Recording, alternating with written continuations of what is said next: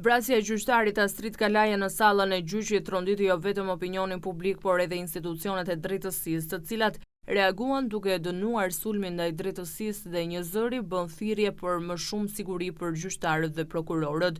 Gjykata kushtetuese, Këshilli i Lartë Gjyqësor, Këshilli i Lartë i Prokurorisë dhe Gjykata e Apelit e Juridiksionit të Përgjithshëm në Tiranë, përgjegjësim për thyrjen në flagrante të sigurisë në sallën e gjyqit ja faturojnë shtetit. Gjykata kushtetuese thekson se mbrojtja e së drejtës për jetë, si dhe sigurisë fizike dhe institucionale të gjyqtarëve e qytetarëve që kërkojnë drejtësi dhe të publikut të gjerë, është një përgjegjësi e drejtpërdrejtë e shtetit. Kjo sipas kushtetueses kërkon veprime të menjëhershme të vendosura dhe të qëndrueshme.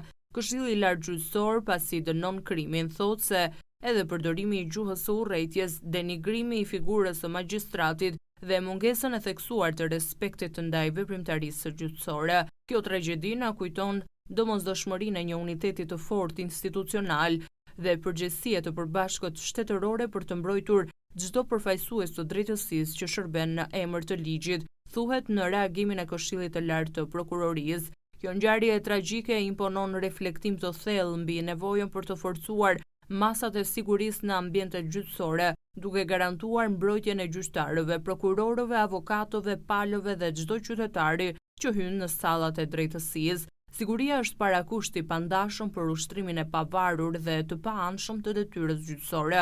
Kërkojmë që institucionet përgjegjëse të ndërmarrin masa të menjëhershme për rritjen e nivelit të sigurisë dhe për parandalimin e ngjarjeve të tilla në të ardhmen, thotë Gjykata e Apelit. Gjykata e posaçme thotë se humbja e një përfaqësuesi të drejtësisë në mënyrë të tillë është një goditje e rëndë për të gjithë sistemin gjyqësor dhe për shoqërinë shqiptare në tërësi.